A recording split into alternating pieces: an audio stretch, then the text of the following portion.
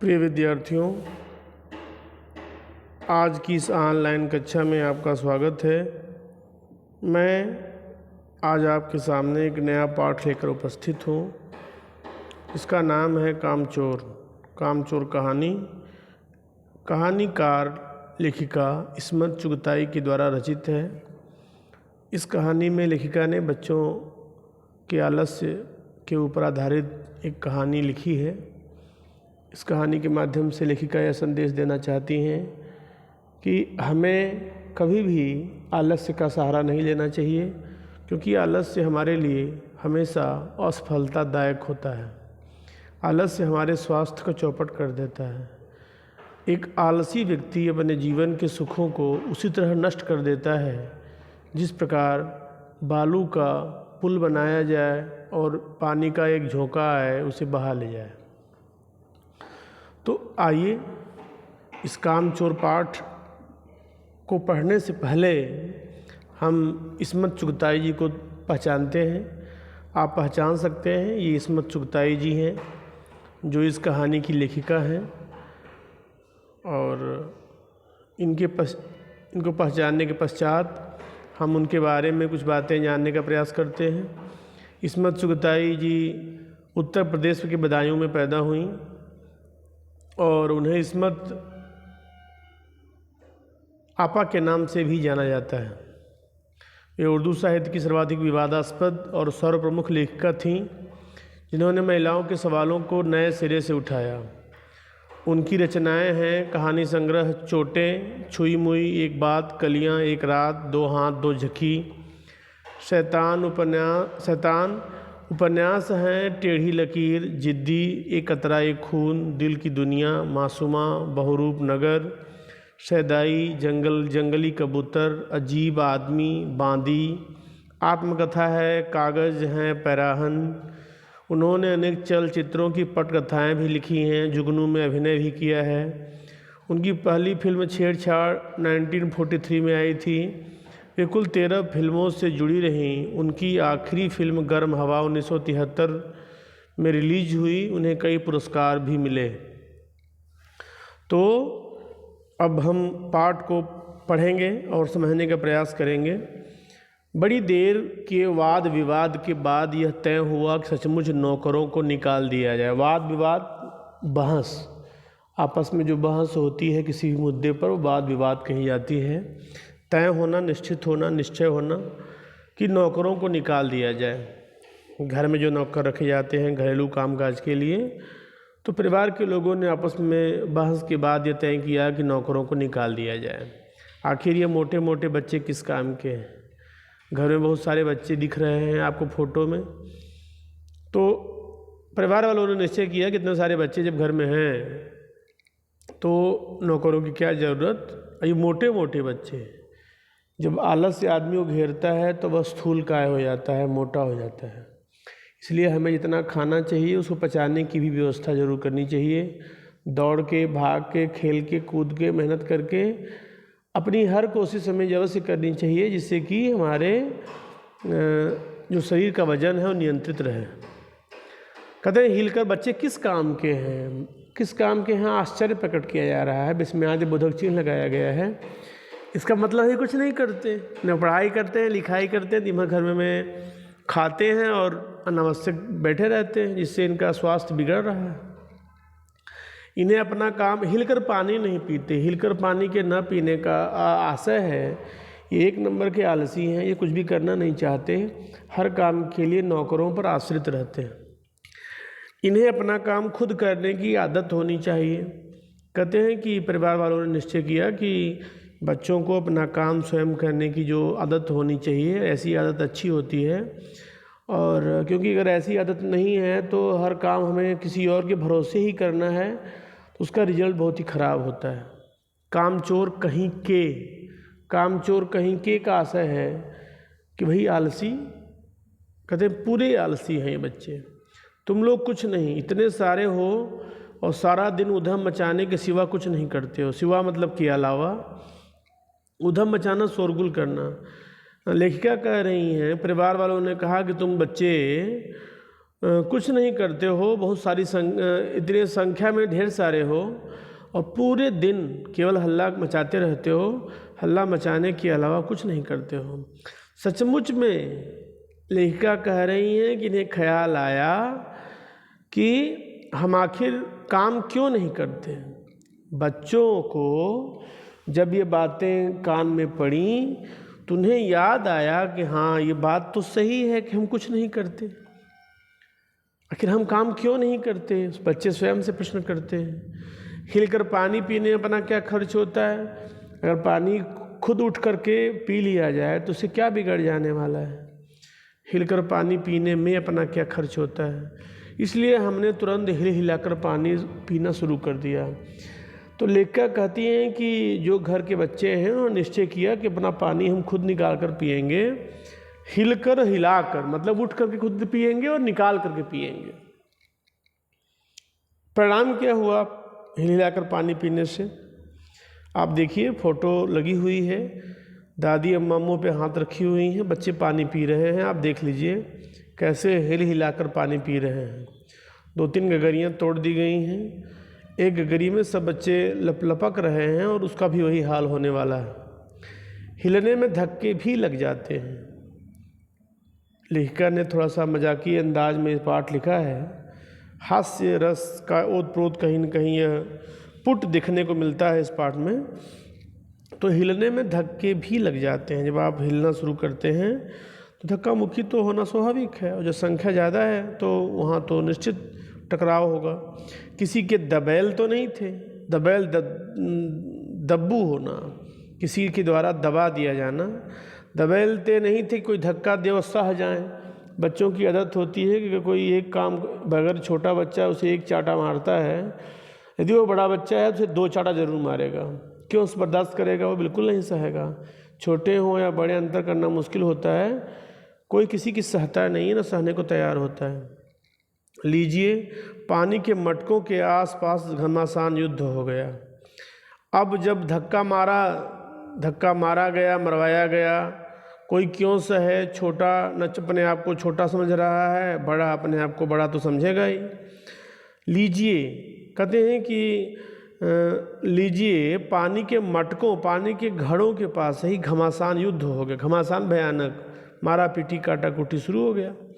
सुराहियाँ उधर लुढ़की, जिन सुराहियों में पानी भरा था, जब वहीं पर लड़ाई शुरू हो गई तो इधर उधर लुढ़की। मटके इधर गए, मटके टूट गए। कपड़े भीगे सो अलग, कपड़े बच्चों के भीग गए। कहते हैं ये भला काम करेंगे। इन्हें देखकर लगता है कि किसी काम के हैं या इनसे काम हो सकता है। अम्मा ने निश्चय किया, दादी अम्मा देख रही थी, उन्होंने निश्चय किया कि करेंगे कैसे नहीं, इनके तो बाप भी करेंगे। दादी अम्मा हैं तो बाप को तो कहने का अधिकार ही है। बाप जो बच्चों के बाप होंगे वो तो उनके बेटे बेटी ही होंगे, तो करेंगे कैसे नहीं। दादी अम्मा कहती करना तो पड़ेगा, नौकर निकाल दिए गए, अब काम तो इन्हें करना ही पड़ेगा। देखो जी, जो काम नहीं करेगा उसे रात खाना हरगिज निश्चय ही नहीं मिलेगा, बिल्कुल नहीं मिलेगा। समझे, ये चेतावनी बच्चों को दे दी गई कि जो काम नहीं करेगा उसे रात का खाना बिल्कुल नहीं मिल सकता है। ये चेतावनी मिलने के बाद मानो ये शाही फरमान है, शाही फरमान महाराज के द्वारा दिया गया आदेश मान करके बच्चे हम काम करने को तैयार हैं। बच्चों ने निश्चय किया कि हम हर काम को करने को तैयार हैं। काम बताया जाए, हमें काम बताया जाए क्या करना है। हमने दुहाई दी।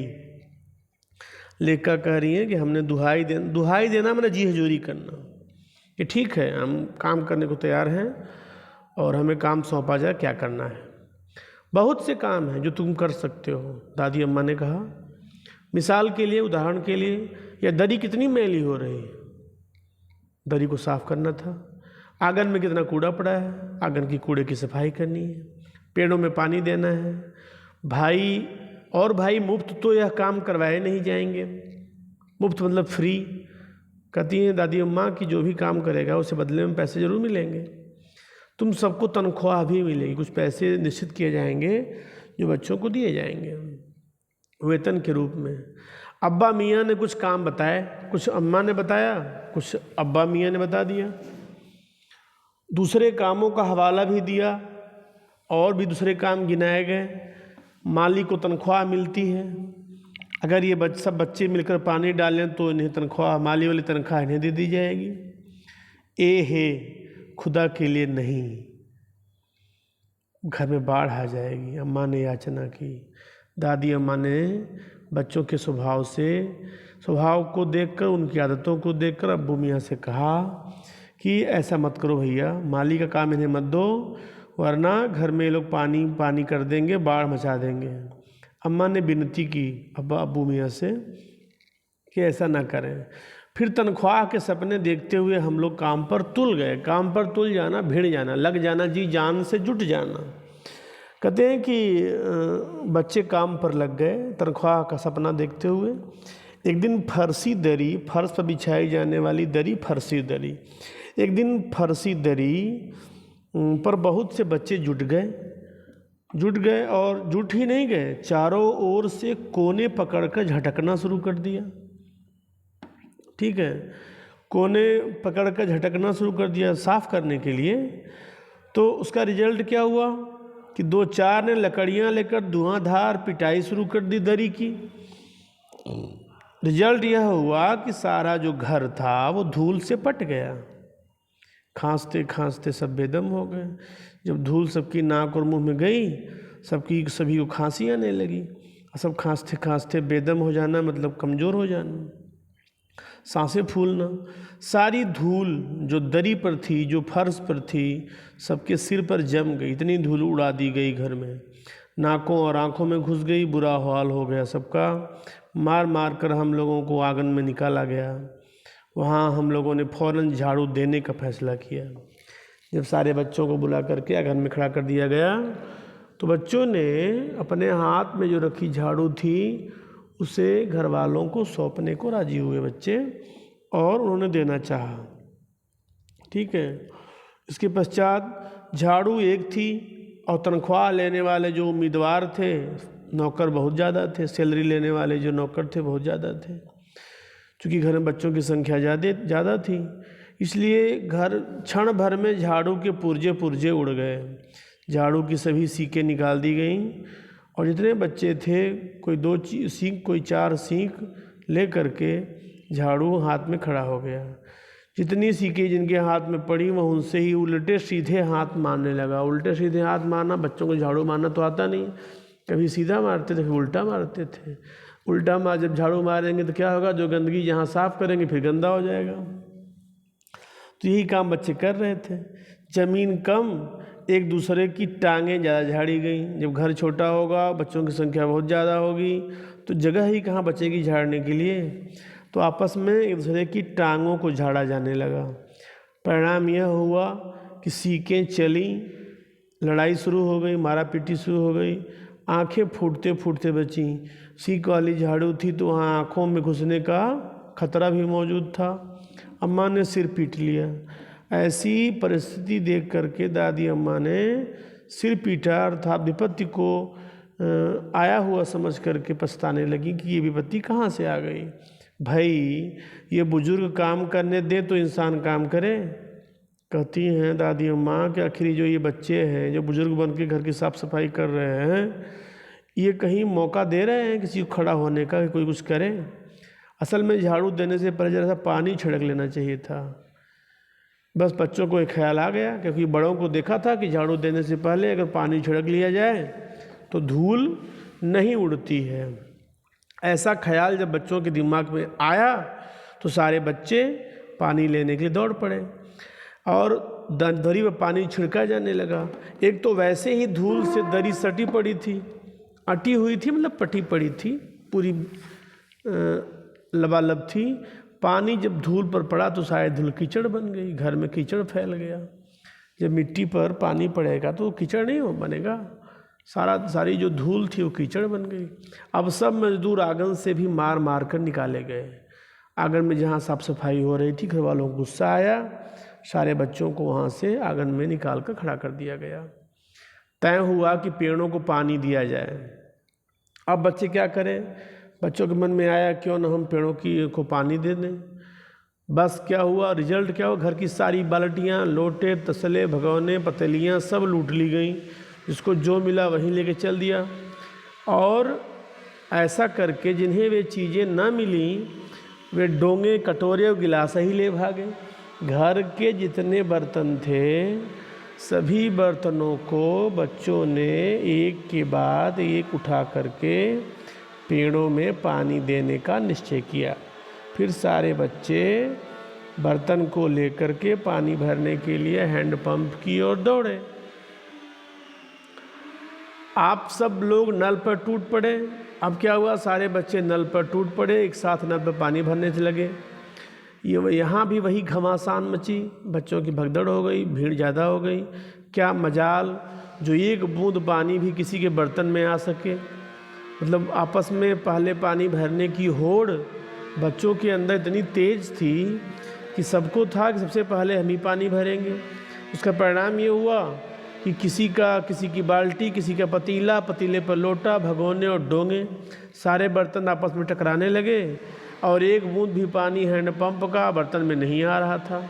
ठूसम ठास सब भागा दौड़ी हो गई, एक के बाद एक बर्तन रख दिए गए। पहले धक्का मुक्की हुई, बाद में कुहनियाँ, लातों, घूसों से हमला कर दिया गया। अगर कुछ नहीं मिला तो बर्तन से ही मारा पीटी शुरू हो गई। अब इसका रिजल्ट क्या हुआ कि भारी बर्तन वाले तो हथियार उठाते रह गए, क्योंकि वो जितना उठाते उतने में छोटे बर्तन वाले कई धमक देते। कटोरों और डोंगों वाली फौज ने गोमड़े डाल दिए सिर पर। गोमड़े डाल देना मतलब लगातार हथियार से आक्रमण कर देना सिर पर। फौरन जल्दी ही बड़े भाइयों, बहनों, मामुओं, दमदार मौसियों, फूफियों की कुमक भेजी गई। कुमक माने होता है पलटन। कुमक का मतलब होता है फौजी टुकड़ी। बड़े लोगों, घर के जो बड़े लोग थे सबकी एक फौजी टुकड़ी भेजी गई, जिस टुकड़ी ने पतली पतली नीम की छड़ियों से ऐसे सड़ाके लगाए, मारा छड़ी से उन बच्चों को कि जो फौज थी मैदान में हथियार फेंक कर पीठ दिखाकर भाग जाना, पीठ दिखाना भाग जाना। जो बच्चों की फौज वहाँ नल के पास में आपस में लड़ाई कर रही थी वो भाग खड़ी हुई। इस धींगा मुश्ती में, धींगा मुश्ती धक्का मुक्की में जो छोटे बच्चे थे, कमज़ोर बच्चे थे, वो कीचड़ में लथपथ हो गए। जिन्हें नहलाकर कपड़े बदलवानों के लिए नौकरों की वर्तमान संख्या काफ़ी नहीं थी। बच्चे इतने गंदे हो गए और बच्चे नौकर सब निकाल दिए गए थे, तो बच्चों को नहलाया कैसे जाए। तो नौकरों की संख्या कम पड़ गई, बच्चे अधिक पड़ गए। पास के बंगलों से नौकर आए, कुछ नौकर उधारी मांग कर लाए गए। 4 आना प्रति बच्चा के हिसाब से नहलवाए गए। रेट तय किया गया कि एक गंदे बच्चों को नहलवाई 4 आना। पहले आना पैसा सवैया चलता था, 16 आने का 1 रुपये होता था, 8 आने का 50 पैसे और 4 आना 25 पैसे। तो 25 पैसे प्रति बच्चे के हिसाब से नहलवाई का खर्च दिया गया नौकरों को। और भी नौकर पड़ोस के बंगले से बुलाए गए। हम लोग कायल हो गए। कायल होना, प्रशंसक होना, मुरीद होना कि सचमुच यह सफाई का काम अपने बस की बात नहीं है। बच्चों ने कहा कि यह मैं साफ सफाई ये बच्चों के बस की बात नहीं है, ये हमसे नहीं होगा और न ही हम पेड़ों की देखभाल कर सकते हैं। कम से कम मुर्गियाँ ही बंद कर दें। अब जब उनसे झाड़ू भी नहीं लगवा पाए बेचारे, पेड़ों को पानी भी नहीं दे पाए, तो उनको मुर्गियों का ख्याल आया कि हाँ मुर्गियाँ तो हम खोल ही सकते हैं, बंद कर सकते हैं।